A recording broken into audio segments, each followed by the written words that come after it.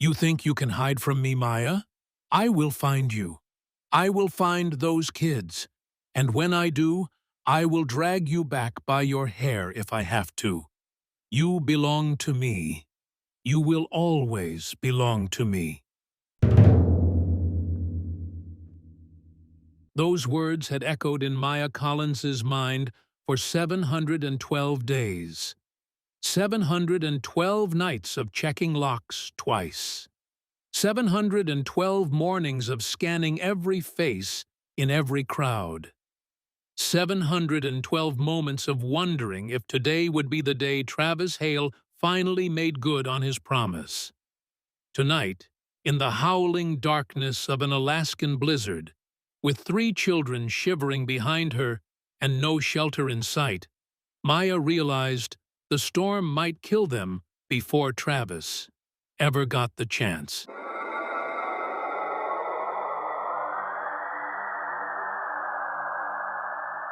The wind screamed through the trees like something wounded and furious. Snow fell so thick that Maya could barely see her own hand in front of her face.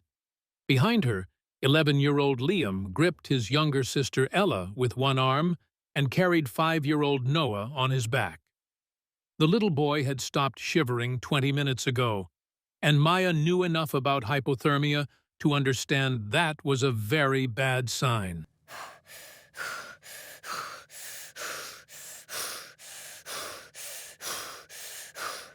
"Just a little further," she called back, her voice swallowed by the gale. "There's an old cabin up ahead. We can make it." She had no idea if that was true. The abandoned ranger station she remembered from the map could be another mile away or another 5. Her phone had died hours ago. The rental car sat buried in a snowdrift somewhere behind them, useless. Noah coughed weakly against Liam's shoulder, a wet, rattling sound that made Maya's blood run cold. They were not going to make it. And then she saw it. A shape in the darkness. Angular. Man-made. The outline of a structure barely visible through the white curtain of snow. "There," she gasped. "There? Do you see it?" She grabbed Ella's hand and pulled them forward, every step a battle against the wind that seemed determined to push them back. The building materialized slowly. A decrepit cabin with broken windows and a door hanging from one hinge. Not the shelter she had hoped for, not even close. But it was something. Maya pushed through the door and immediately felt her heart sink. No heat, no electricity.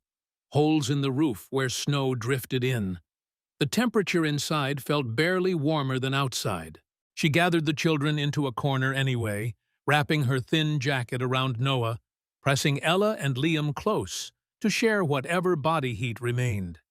The little boy's lips had turned a terrifying shade of blue. "Stay awake, baby," she whispered to Noah. "Please, stay awake for me." Ella buried her face in Maya's shoulder, silent as always. She had not spoken a single word in 4 months. Liam stared at the doorway, his young face set in an expression no 11-year-old should ever wear.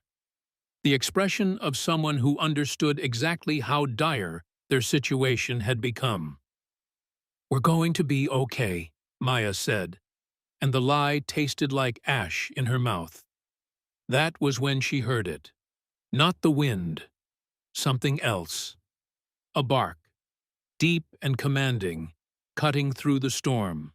A beam of light sliced through the darkness of the doorway. Maya's heart stopped. She scrambled backward, putting herself between the light and the children, grabbing the first thing her hand found. A broken piece of wood. Pathetic as weapons went, but she would use it. She would fight with everything she had left. A figure appeared in the doorway. Tall, broad-shouldered. A dog at his side. Maya raised the makeshift weapon, her arm trembling. "Stay back!" she shouted. "We do not want trouble!" The man did not advance. He simply stood there, assessing the scene with eyes that seemed to take in everything at once. the shivering children, the blue-lipped toddler, the terrified woman ready to fight him with a stick. Then he did something unexpected.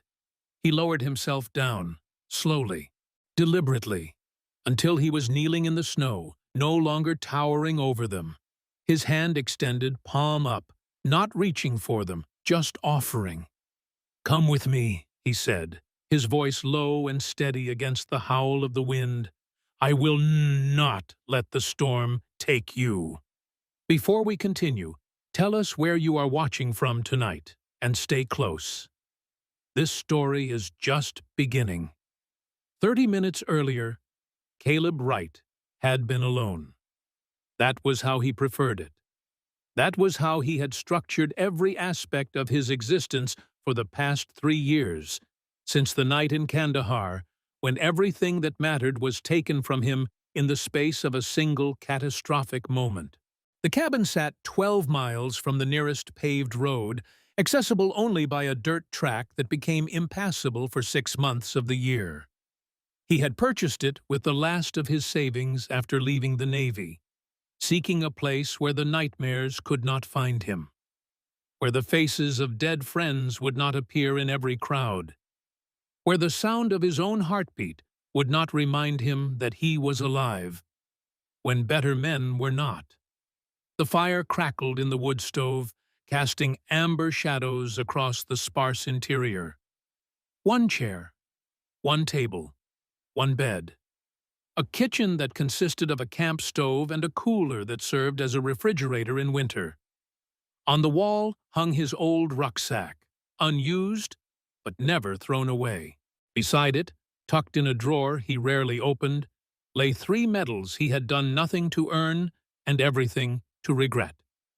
Ghost lay at his feet, the Belgian Malinoise's graying muzzle resting on his paws. 9 years old now, ancient by working dog standards. The scars that mapped his flank told stories of missions in countries whose names would never appear in any official report. He had been injured in the same operation that killed 4 members of Caleb's team, had been retired from service along with the only human he trusted. Now they haunted the Alaskan wilderness together, 2 broken soldiers with nowhere else to go. Caleb stared into the flames, a wool blanket draped across his shoulders, the same blanket his mother had given him before his first deployment, back when she was alive, to give him anything at all. He had not spoken to another human being in 19 days, had not wanted to. The isolation wrapped around him like armor, keeping the world at a safe distance. A gust of wind rattled the windows, and Caleb's hand twitched instinctively toward the knife on his belt. Old habits, reflexes that would never fade no matter how many years separated him from combat. He forced himself to relax. Just the wind. Ghost lifted his head. Caleb noticed immediately. After 9 years of working together, reading the dog was as natural as reading his own thoughts. Ghost's ears had rotated forward, his nostrils flaring as he tested the air. Not alarmed, not yet, but alert. "What is it, boy?" Ghost rose to his feet, moving toward the door with the stiff gait of aging joints. He pressed his nose to the gap beneath the frame and began to whine. A low, urgent sound Caleb had not heard in years. "Storm's bad tonight," Caleb said.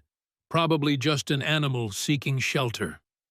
But Ghost would not settle. He paced. He returned to the door. He fixed Caleb with those amber eyes that had never lied to him. Caleb set aside the blanket and crossed to the window, wiping condensation from the glass. The world outside was a wall of white, visibility reduced to mere feet. No one should be out in this. Nothing could survive long in conditions like these. Ghost barked once. Sharp. Insistent. In 9 years, Caleb had learned to trust the dog's instincts more than his own. If Ghost said something was wrong, something was wrong. He pulled on his heavy coat, grabbed the flashlight from its hook, and opened the door. The wind hit him like a physical force, driving snow into his eyes and stealing the breath from his lungs. Ghost pushed past him into the storm without hesitation. "Ghost, wait!" But the dog was already moving, following some scent Caleb could not detect, some signal humans were not equipped to receive. Caleb had no choice but to follow, hunching against the wind as he tracked the shadow of his companion through the white darkness. The tracks appeared 50 yards from the cabin. Footprints, rapidly filling with snow but still visible. Small, multiple sets, moving in the direction of the old ranger station that had been abandoned a decade ago. Caleb's training kicked in automatically. 4 individuals, judging by the stride patterns. 3 children, based on the size of the prints. 1 adult, moving slowly, frequently stopping. Signs of exhaustion in the irregular spacing. Signs of desperation in the straight-line path that ignored the terrain. Someone was in serious trouble. Ghost led him through the trees, navigating by senses that cut through the blizzard as easily as Caleb's flashlight cut through darkness. The ranger station materialized from the storm, its dilapidated form offering about as much protection as a paper bag. The dog stopped at the entrance, looking back at Caleb with an expression that clearly communicated, "Your move, human." Caleb stepped through the ruined doorway and found them huddled in the corner. A woman, young but with eyes that had seen too much, holding a broken board like she was prepared to die, defending the 3 children pressed against her. A boy of maybe 11, jaw set with fierce determination. A girl of 8 or 9, face buried against the woman's shoulder.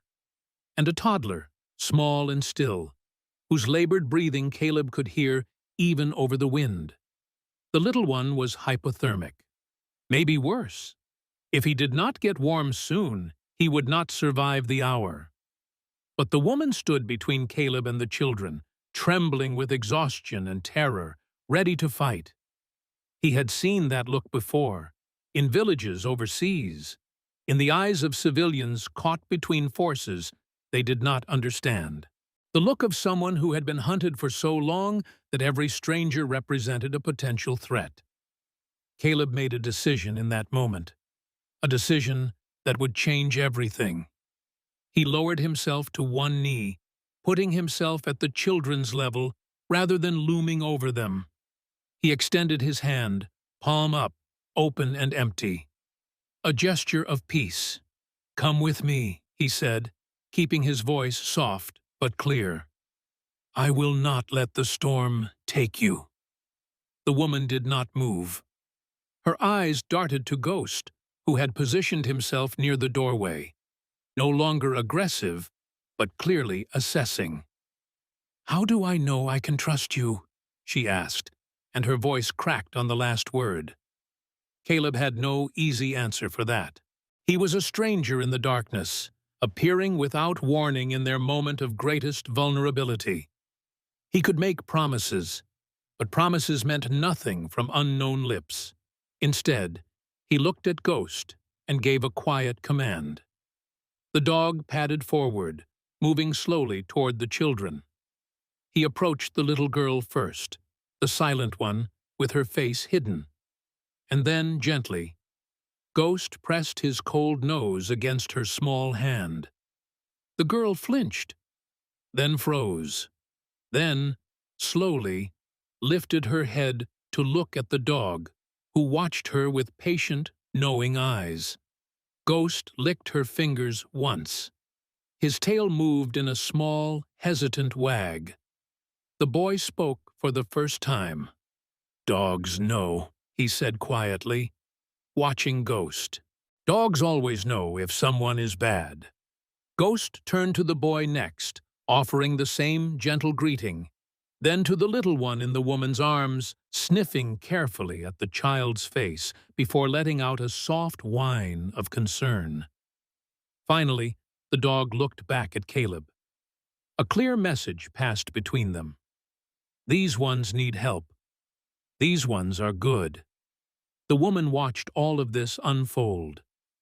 She saw the way the dog interacted with her children. She saw the way Caleb remained kneeling in the snow, patient and unthreatening, making no move to rush or pressure her. The broken board slipped from her fingers and clattered to the floor. "Please," she whispered, and all the fight drained out of her at once. "Please, help him. Help Noah. I will do anything. Just help him." Caleb rose smoothly and crossed to her in 3 strides. Up close, he could see just how young the toddler was, how shallow his breathing had become, how little time remained. "I have medical supplies at my cabin," he said. "Warm shelter, food. Can you walk?" The woman nodded, though her legs were shaking so badly that Caleb doubted she would make it 20 feet. "What are your names?" "Maya," she breathed. "Maya Collins. These are Liam, Ella, and Noah. I am Caleb. This is Ghost." He turned to Liam. "I need you to stay close to your sisters, understood? Follow directly behind me, step where I step. The snow can hide dangers." Liam nodded, and Caleb saw something shift in the boy's expression. The first crack in the wall of distrust. Caleb lifted Noah from Maya's arms. The child weighed almost nothing, his small body limp and frighteningly cold. Caleb tucked him inside his own coat, pressing the boy against his chest where his body heat could begin the slow process of warming. "Stay close," he commanded, and led them out into the storm. The walk back to the cabin took 15 minutes that felt like hours. Caleb broke trail through the drifts, while Ghost circled the group, herding them forward, keeping them together. Maya stumbled twice, but refused his offer of support, her eyes constantly scanning the white darkness around them, as if expecting something to emerge from the blizzard at any moment. Not something, Caleb realized. Someone. She was not just fleeing the cold. She was fleeing something far more dangerous. But that was a question for later. Right now, survival took priority. The cabin appeared through the snow like a beacon, windows glowing amber with firelight. Caleb pushed through the door and felt the warmth envelope them immediately. Behind him, he heard Maya gasp and the children make small sounds of relief. "Close the door," he ordered Liam, already moving toward the fire. "There are blankets on the bed. Bring all of them." Liam obeyed without question, gathering the rough wool blankets and carrying them to where Caleb was laying Noah on the floor before the wood stove. The boy's lips were still blue. His skin felt like ice. But he was breathing, and that meant there was still time. Caleb worked with the efficiency of someone who had treated hypothermia in conditions far worse than this. Strip the wet clothes. Wrap in dry blankets. Warm gradually, not rapidly. Monitor breathing. Watch for signs of cardiac distress. His hands moved automatically while his mind catalogued everything else happening in the room. Ella had pressed herself into a corner, watching with huge eyes but making no sound. Liam stood nearby, ready to fetch whatever was needed, desperate to help but uncertain how. Maya had collapsed onto the only chair, shivering violently as her own body began to register just how cold she had become. Ghost positioned himself between the door and the children, lying down with his head up, ever vigilant. A guardian taking up his post. "He needs fluids when he wakes," Caleb said, not looking up from Noah. "Warm water with a little sugar and salt. Can you prepare that?" Maya blinked as if emerging from a trance. Yes, I can do that." She moved to the small camp kitchen, her hands shaking badly as she filled a pot from the water jug and set it on the stove. The simple task seemed to ground her, giving her something to focus on besides the terror of the past hours. Noah stirred in the blankets. His eyelids fluttered. A weak cough rattled his small chest, but it was a living cough. A fighting cough. "Hey there, little man," Caleb murmured, adjusting the blankets around him. "You scared us pretty good. Time to warm up now." Noah's eyes opened, unfocused and confused. He looked up at the stranger leaning over him, at the unfamiliar ceiling above, at the fire crackling nearby. "Where is the snow?" he whispered. "Outside where it belongs," Caleb replied. "You are inside now, safe and warm." "Is this heaven?" Something cracked in Caleb's chest. Something he had thought was long dead and buried. "No, kid," he said, his voice rougher than he intended. "Just a cabin. But you are safe here, I promise." Maya appeared at his side with a cup of warm water, her own shivering beginning to subside as the cabin's heat seeped into her bones. She knelt beside her cousin's child, helping him take small sips, murmuring words of comfort. Ella had crept closer, no longer pressed into the corner.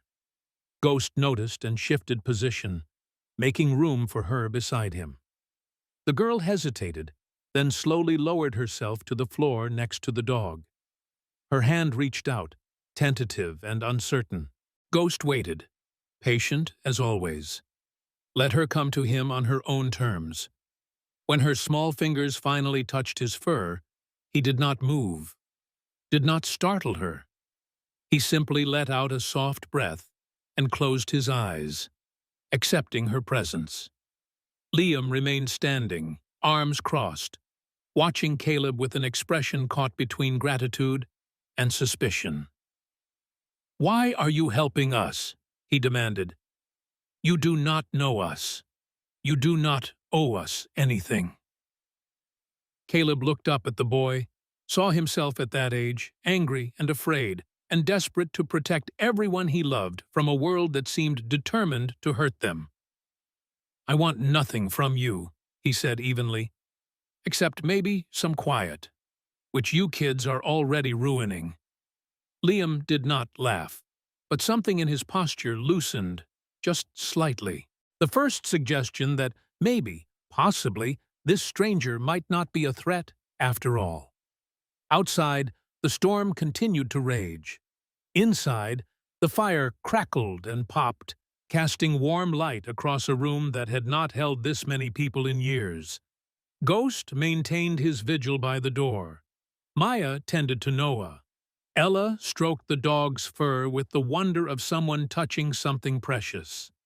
Liam watched everything, still on guard, but no longer ready to bolt.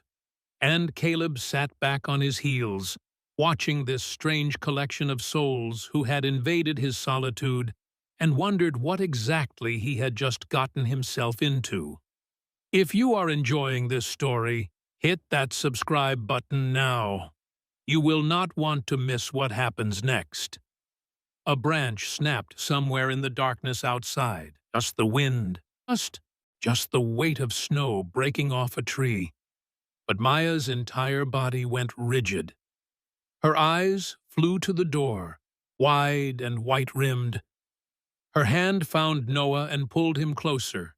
Caleb noticed immediately, filed it away with everything else he had observed. "Just a branch," he said calmly. "Storm is breaking them off all around us." Maya nodded, but she did not relax. She did not turn her back to the door. She did not stop scanning the shadows at the edge of the firelight. Caleb recognized that hypervigilance. He lived with his own version of it every single day. Whatever Maya Collins was running from, it was not just the cold, and something told him that before this storm passed, he would learn exactly what had put that haunted look in her eyes. For now, though, there was warmth, there was shelter. There was a little boy whose color was slowly returning to normal, a silent girl finding comfort in a dog's presence, a protective older brother allowing himself to sit down for the first time in hours. For now, there was survival, and that would have to be enough. The days that followed existed outside of normal time. The blizzard raged for 48 hours, sealing them inside the cabin like passengers on a ship lost at sea. No roads, no phone signal, no connection to the world beyond the snow-covered windows. Noah recovered faster than Caleb had dared to hope. Children possessed a resilience that adults had long forgotten, their bodies fighting back against cold and sickness with a ferocity that defied logic. By the second morning, the little boy was sitting up, wrapped in Caleb's old wool blanket, sipping broth and asking questions that never seemed to end. "Why is your dog named Ghost, Mr. Soldier? Is he a real ghost? Can ghosts eat breakfast? What do you eat for breakfast? Do you live here all alone? Are you lonely? I get lonely sometimes, too." Caleb had forgotten what it felt like to have someone talk to him this much. 19 days of silence, and now a 5-year-old was filling every corner of his cabin with words. He found, to his own surprise, that he did not mind. "His name is Ghost, because he moves without making sound," Caleb explained, setting a bowl of oatmeal in front of the boy. "And yes, he eats breakfast. Probably more than you do." Noah giggled, pulling the wool blanket tighter around his small shoulders. A sound so bright and unexpected in this dark place that everyone in the room turned to look. A branch snapped somewhere outside, loud as a gunshot in the quiet morning. Maya's entire body went rigid. The cup in her hand slipped, shattering against the floor, spilling water across the wooden boards. She stood frozen, eyes squeezed shut, shoulders hunched as if bracing for impact. Everyone stared. Noah stopped mid-laugh. Liam rose to his feet, fists clenched. Caleb moved slowly, deliberately. He retrieved the broom from the corner and began sweeping up the broken pieces, his movements calm and unhurried. "It is just a cup," he said quietly.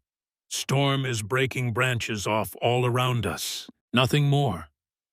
Maya opened her eyes, looked at the broken ceramic, looked at Caleb, who continued sweeping without anger, without accusation, without any of the reactions she had clearly been expecting.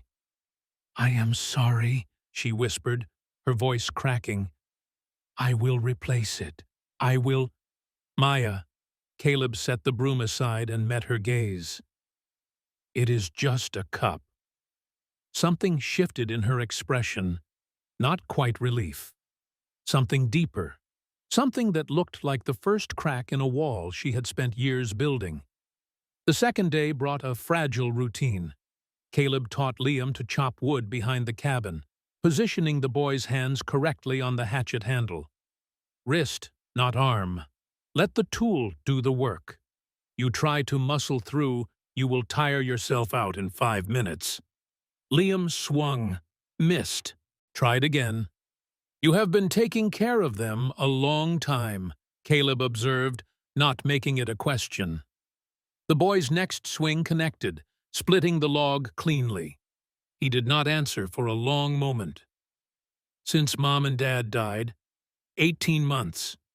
Maya took us in, but then we had to run." He swung again, harder than necessary. "I had to be strong. For them." Caleb watched the boy who had become a man far too young, saw himself at that age, carrying burdens that would crush most adults. "Being strong does not mean carrying everything alone," Caleb said. "Sometimes the strongest thing is letting someone help." Liam paused mid-swing, did not look up, but his shoulders loosened, just slightly. Inside, Ella sat cross-legged before the fire, a piece of paper in her lap. Ghost lay beside her, head on his paws, watching her work with patient amber eyes. Noah bounced over to Caleb the moment he returned inside, still wrapped in the old wool blanket. "Mr. Soldier, can Ghost do tricks? Can he shake hands?" "Ghost knows many things, but he only shows them to people he trusts." Noah's eyes went wide. "Does he trust me?" As if understanding the question, Ghost lifted his head and placed one large paw on Noah's knee. The boy's delighted shriek echoed through the cabin. That evening, Maya found ingredients in Caleb's sparse pantry and insisted on cooking a real meal. The smell of food filled the cabin with something that had been missing for years: warmth. Home. They gathered around the small table, 5 people in a space designed for one. Noah sat on the folded wool blanket, using it as a booster seat. Ella pressed close to Ghost, sharing small bites with the dog when she thought no one was looking. Liam had chosen the seat next to Caleb, rather than across from him. Progress. If you are enjoying this story, hit that subscribe button now. You will not want to miss what happens next. After the children fell asleep, Maya and Caleb sat before the dying fire, 2 cups of tea cooling between them. "Their parents were my cousin and her husband," Maya said, breaking the silence. "Sarah and David, 18 months ago, car accident. I was the only family left willing to take them." Caleb listened without interrupting. "Travis and I were married for 4 years. 4 years of walking on eggshells. 4 years of being told I was worthless." Her voice remained flat, detached. "When I finally got out, I thought it was over. Then Sarah died, and I took the children.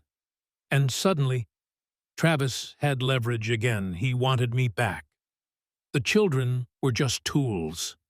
She looked up at Caleb, studying his face in the firelight. "You live alone out here. No phone, no photos. You carry ghosts, too." The observation struck deeper than she could have known. 4 men, Caleb said finally. "Marcus, Chen, Rodriguez, Webb, my team, my brothers." The names came easier than expected, spoken aloud for the first time in 3 years. "I made a call, chose one route over another. I chose wrong. I got out. Ghost got out. They did not." Maya reached across and touched his arm. "You carry ghosts," she said softly. Caleb met her eyes. "So do you." Understanding passed between them. 2 people haunted by different demons, finding unexpected recognition in each other's wounds. Caleb woke in the dead of night, heart pounding, sheets soaked with sweat. The dream still clung to him, sand and blood, gunfire echoing off canyon walls, Marcus shouting his name before the world exploded. His hand found the knife under his pillow automatically. Ghost appeared at his bedside, pressing a cold nose against his palm, grounding him, pulling him back. A floorboard creaked. Maya watched from the doorway, her eyes reflecting the dim glow of embers. She did not ask questions, did not offer empty comfort. She simply nodded once, an acknowledgement between survivors, and retreated. Sometimes understanding required no words at all. The 3rd morning brought an unexpected challenge. "Ella's hair is tangled," Liam announced. "Maya is still sleeping. I do not know what to do." Caleb stared at the boy, then at Ella, whose dark hair had become a matted disaster. He was a former Navy SEAL. He had survived combat in 7 countries. Nothing had prepared him for this.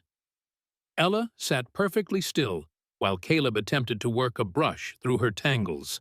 His large hands felt clumsy, better suited to weapons than hairbrushes. "I am sorry," he muttered after catching another snag. "I have no idea what I am doing." Ella turned, meeting his eyes for the first time. Then, slowly, she took his hand and guided it to a different angle. Together, They worked through the tangles. The end result was lopsided at best. But when Ella looked in the mirror, something remarkable happened. She smiled. Small, fleeting, but real. "Not my best work," Caleb admitted. Ella reached for paper and pencil. She drew quickly, then held up the result. A stick figure with wild, messy hair standing next to a smaller figure with equally wild hair, both smiling. That evening, Ella brought him another drawing. The cabin, the fire, Ghost sleeping before the hearth, and 5 figures, rough but recognizable. Maya, Liam, Ella, Noah, and a tall man standing among them. "She has not drawn people in over a year," Maya whispered. "Not since we started running." Noah looked up from where he lay wrapped in the wool blanket, Ghost's head on his legs. "Mer, soldier," he said quietly, "are the bad men going to find us here?" The cabin went silent. Liam's hand found Ella's. Maya's face drained of color. Caleb knelt to Noah's level. "You see, Ghost? He is a soldier, too. His job is to protect people. No bad men are going to hurt you. Not while Ghost and I are here." Noah considered this with the gravity only a 5-year-old could muster. "Okay," he said finally. "I believe you, Uncle Caleb." Maya made a soft sound. Liam looked away quickly, but not before Caleb caught the shimmer in his eyes. This story is just getting to the heart of the matter. Subscribe now so you do not miss the moment everything changes. The phone signal returned on the 4th day, and with it, the world came crashing back. Maya made one call to her lawyer in Anchorage. The conversation was brief, her responses clipped.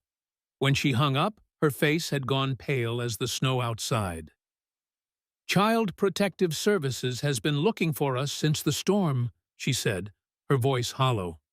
"There is a family, the Hendersons, wealthy, connected. They have been approved to adopt all 3 children." Caleb felt something cold settle in his chest. "What about you?" "I am being investigated for kidnapping." Maya laughed, but there was no humor in it. "Travis has been making calls. His lawyers are saying he has guardianship rights. The social worker is already on her way." "Does he have legal standing?" "He has paperwork. I do not know how he got it, but he has it." From the doorway came a sharp intake of breath. Liam stood frozen, close enough to have heard everything. "They are going to split us up," the boy said, his voice cracking. "They are going to take us away." Maya moved toward him. "Liam, the Hendersons are a good family. They have a big house, good schools." "I do not want a big house!" Liam's shout echoed through the cabin. Ella flinched. Noah started to cry. "I do not want good schools or wealthy people or any of it. I want—" He stopped abruptly, his eyes finding Caleb before he turned and fled outside. The door slammed behind him. Caleb found him 20 minutes later, sitting on the woodpile staring at nothing. "Mind if I sit?" Liam shrugged. Caleb sat anyway. They remained in silence for a long moment, watching their breath fog in the cold air. "I know what it is like," Caleb said finally. "To lose your family, to feel like you have no control over anything. You do not know what this is like."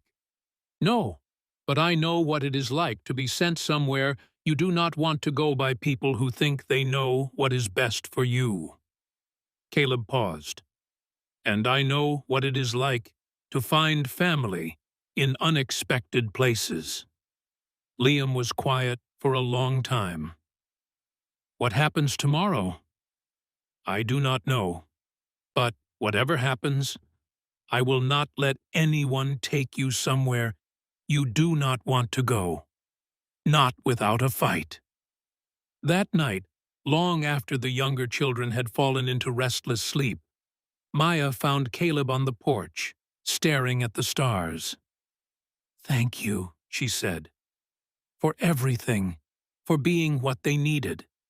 "What about what you need?" The question seemed to catch her off guard. She stood beside him, close enough that he could feel her warmth despite the cold. "I forgot what that felt like," she admitted. "Being asked what I need. Being treated like I matter." "You matter." The words came out rougher than intended. "Whatever he made you believe, you matter." She looked at him, and something passed between them in the darkness. Recognition, understanding. Two broken people who had somehow found each other. The door creaked behind them. Liam stood in the doorway, small in his borrowed clothes, trying so hard to look brave. "If we leave tomorrow," he said, his voice barely above a whisper, "will you forget us?" Caleb crossed to him in 3 steps and knelt down, putting himself at eye level with the boy. "Listen to me carefully," he said. "Soldiers do not forget their family. Ever. No matter where you go, no matter what happens, you will always be—" His voice caught. He swallowed hard. "You will always be part of mine." Liam's composure crumbled. The wall he had built over 18 months of grief and fear and forced strength finally collapsed.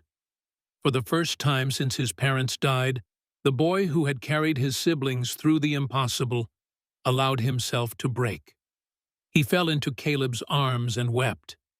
Caleb held him tight, one hand cradling the back of the boy's head, and let him cry. Maya watched from the doorway, tears streaming silently down her own face. Sometimes healing began with breaking. Morning arrived gray and cold, bringing with it the sound of engines in the distance. The children stood on the porch in a somber row. Ella clutched Noah's hand. Liam positioned himself slightly in front of his siblings, shoulders squared, jaw set. The old wool blanket was wrapped around Noah's shoulders like armor. Ghost paced before them, agitated, letting out sharp barks at the approaching vehicles. He knew. Animals always knew when something was wrong. 2 vehicles made their way up the road, a county SUV with Child Protective Services markings, and a black truck with tinted windows that made Caleb's instincts scream. The social worker emerged first, clipboard in hand. Behind her came a well-dressed couple with the confident bearing of people who had never been told no. And from the black truck stepped the monster. Travis Hale moved toward them with practiced grace, his handsome face arranged in concerned relief. "Maya, thank goodness.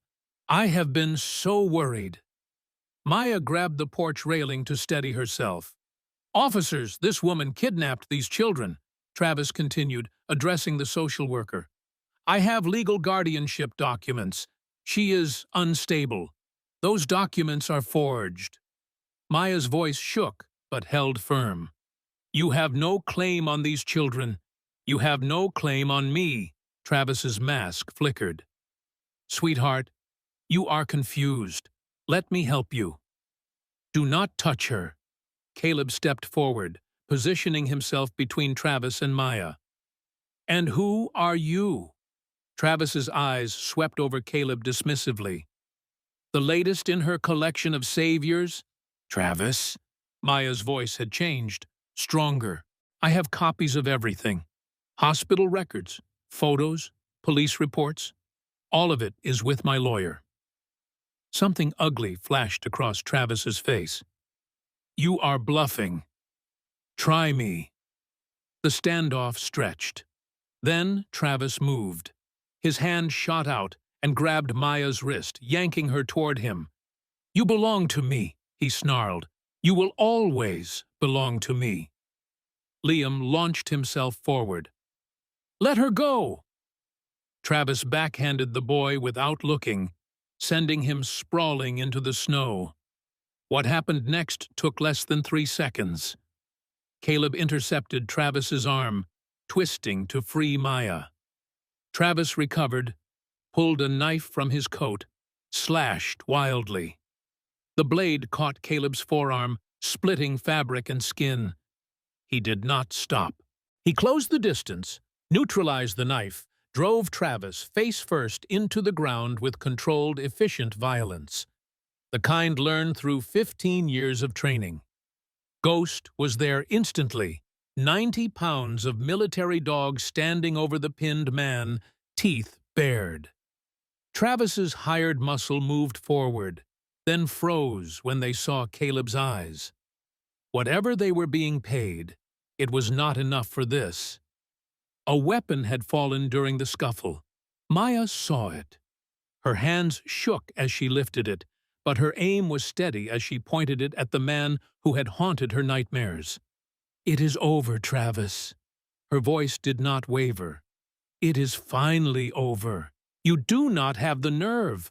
I walked through a blizzard with 3 children to escape you. I lived in an abandoned cabin with no heat. I faced death to keep them safe." She stepped closer. "You have no idea what I have the nerve for." Sirens wailed in the distance. The social worker stood frozen, witnessing everything. The Hendersons had already retreated to their car. "You will pay for this," Travis spat. "No," Caleb pressed harder. "The only one paying is you."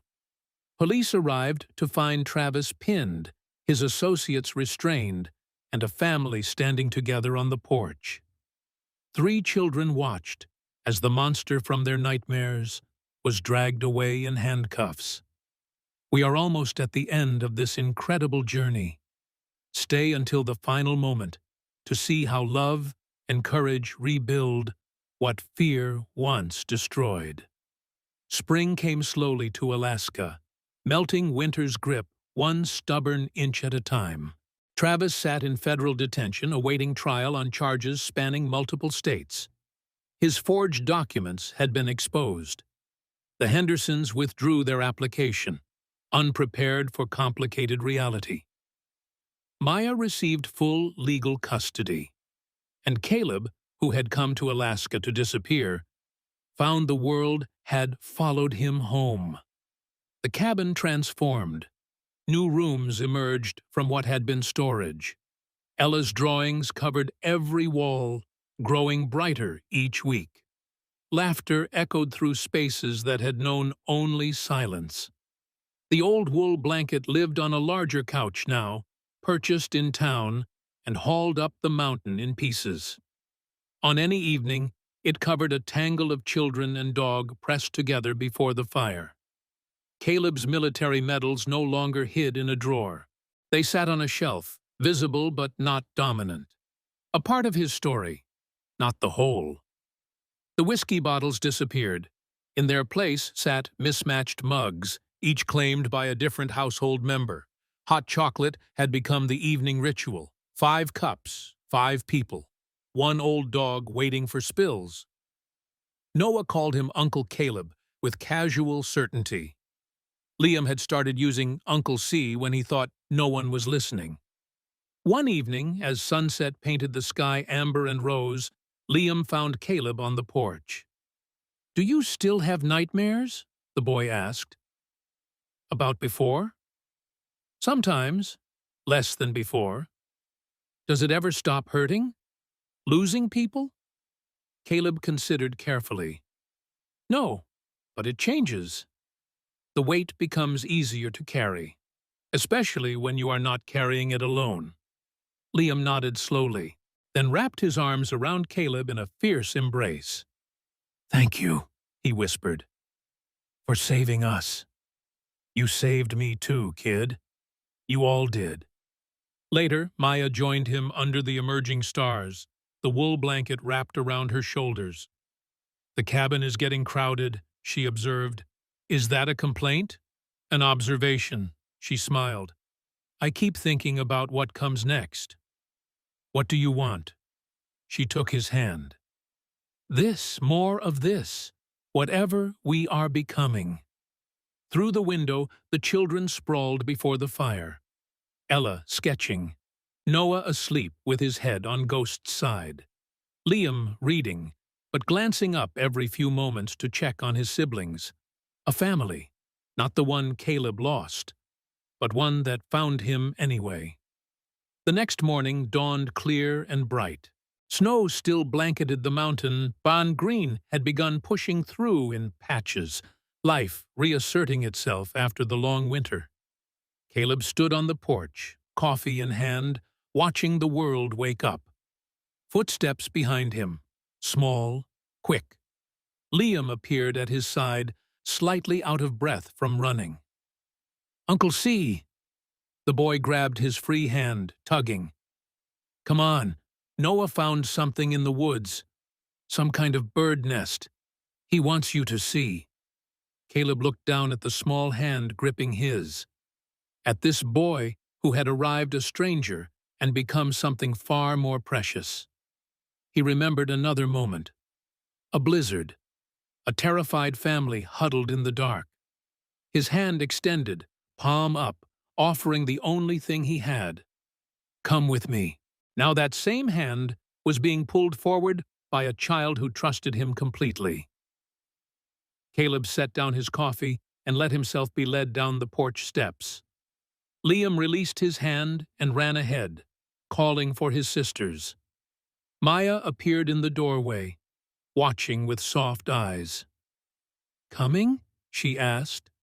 Caleb looked at her, at the home that had grown around him despite his best efforts, at the family he had never expected to find, at the healing that had happened in spite of everything. He thought of his fallen brothers, of the guilt he had carried for 3 years, of the isolation he had believed was his sentence, and he understood, finally, that surviving was not a punishment. It was a second chance. Liam had circled back, impatient. "Uncle C, come on!" Caleb walked to where the boy waited and knelt down, putting himself at eye level, just as he had on that first night in the storm. "You know what?" he said. "I have a better idea." He straightened and extended his hand, palm up, the same gesture, the same offer. But everything different now. "Come with me," Caleb said, his voice steady and sure. "This time, we go forward. Together." Liam looked at the outstretched hand. A smile broke across his face, bright as the morning sun. He took it. They walked together toward the tree line, where Ella was pointing at something in the branches, while Noah bounced with excitement. Ghost ambled behind them, old and slow, but content. Maya fell into step beside Caleb, her shoulder brushing his. 5 people and 1 faithful dog, moving forward into whatever came next. Not perfect, but whole. Sometimes the greatest miracles arrive not with thunder, but quietly, unexpectedly, in the middle of a storm. Sometimes salvation wears the face of a stranger who extends his hand and speaks 3 simple words. "Come with me." And sometimes, when you least expect it, those words become an invitation not just to safety, but to family, to healing, to home. If this story touched your heart, please share it with someone who needs hope tonight. Subscribe to join us for more stories of courage, redemption, and the families we choose. May peace find you wherever you are, and may you always remember that no storm lasts forever.